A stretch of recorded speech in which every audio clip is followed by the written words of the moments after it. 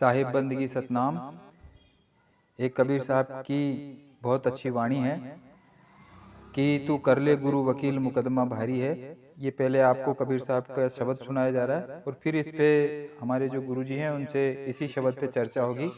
आप पहले ये शब्द सुनिए और फिर आगे आप सुनिए हमारे साहिब से जो चर्चा हो रही है। तू कर ले गुरु वकील मुकदमा भारी से, तू उस दिन की तुम करो कमाई, जा पकड़ेंगे 4 सिपाही।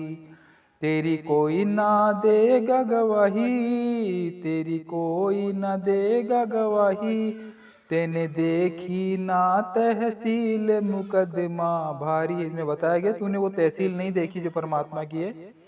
यमपुर का टिकट कटेगा, सारा कुन बहादुर हटेगा, तेरे पास न कोई जुटेगा, तेरे पास न कोई जुटेगा, तेरी कौन करे तामील मुकदमा भारी है। इसमें बताया गया कि तेरी कौन करेगा तामील, इतना भयंकर मुकदमा है। मुकदमा कौन सा है इसके बारे में भी बताया है।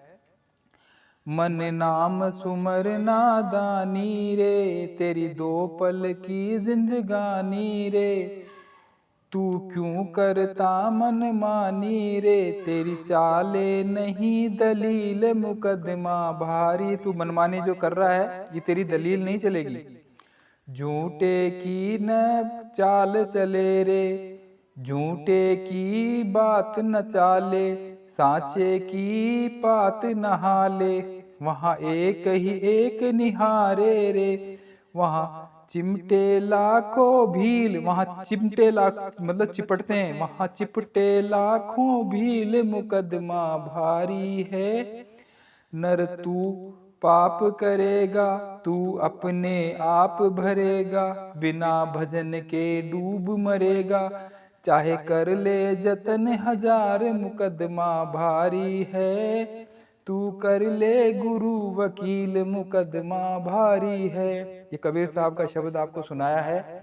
अब इस पे हमारे जो गुरुजी हैं इस पे थोड़ी आपको व्याख्या समझाएंगे कि गुरु वकील कैसे होता है और कैसे वो बाइज्जत बरी करवाते हैं जीव को। आइए सुनते हैं, देखते हैं।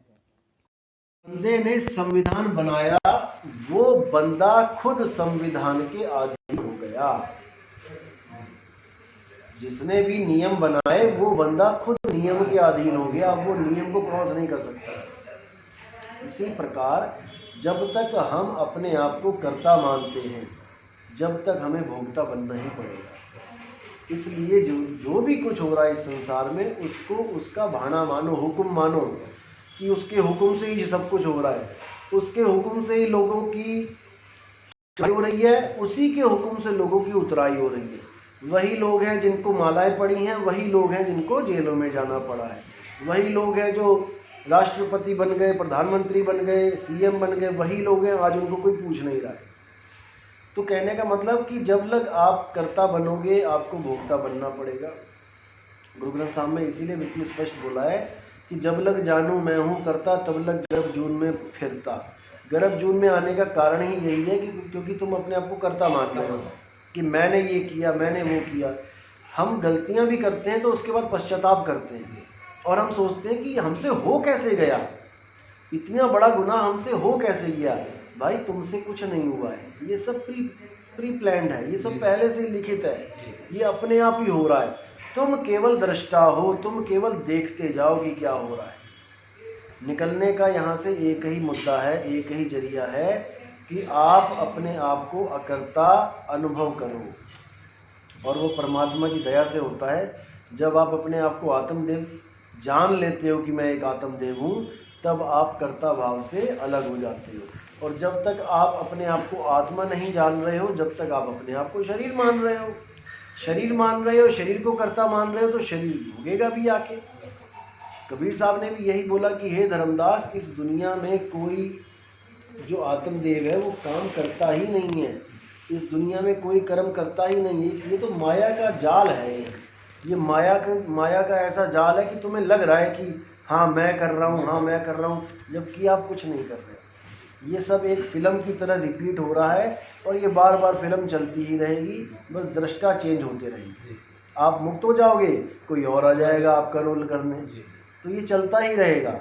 लेकिन जो मुक्त हो गया वो मुक्त कैसे होगा? जब उसका मुकदमा कोई वकील लड़ेगा, और वकील भी ऐसा छोटा मोटा नहीं, वकील भी ऐसा होगा जो आपको बाइज्जत बरी करवाने की हैसियत रखता है। और वो आपको बाइज्जत बरी तब करवाएगा जब वो ये साबित कर देगा कि ये काम आपने किया ही नहीं है। जी सर। वकील तभी जज को ये फैसला देने पे मजबूर कर देता है जब वो सबूत पेश कर देता है कि जिस रात ये कांड हुआ, मेरा जो मुवक्किल है वो इस शहर में था ही नहीं। वो चाहे कहीं से भी बिल लेके आ जाए, वो किसी होटल का बिल लेके आ जाए कि वो होटल में था, या कहीं के एयर टिकट लेके आ जाए कि वो अमेरिका कनाडा गया हुआ था, तो जज भी देख के हैरान हो जाता है कि ये बंदे ने तो वो किया ही नहीं है, तो उसको बाइज्जत बरी किया जाता है। इसी प्रकार गीता में ये बोला है, हे अर्जुन, जितने भी कर्म होते हैं संसार में, ये कर्म प्रकृति के द्वारा किए जा रहे हैं। 5 तत्व और 25 प्रकृति, 3 गुण के द्वारा किए जा रहे हैं। आत्मा अकर्ता है, आत्मा कुछ नहीं करता है। यहाँ तक कि अगर कोई आदमी मर रहा है और रो रहा है तो वो आत्मा नहीं रो रही है, वो उसका मन रो रहा है। ये भी मन का ही खेल है, ये मन का नाटक है कि हाय मैं मर रहा हूँ, हाय मैं मर रहा हूँ। आत्मा कभी नहीं मरती, आत्मा कभी नहीं मरती। बस उसी को जानना है जो कभी नहीं मरता। और जब आप उसको जान लोगे तब आप समझ पाओगे कि वो तो मैं ही हूँ जो कभी नहीं मरता। लेकिन मैं मन का साथ ऐसा कर बैठा हूँ कि मैं अपने आप को मन और तन से अलग ही नहीं कर पा रहा हूँ, इसलिए मैं दुखी हूँ।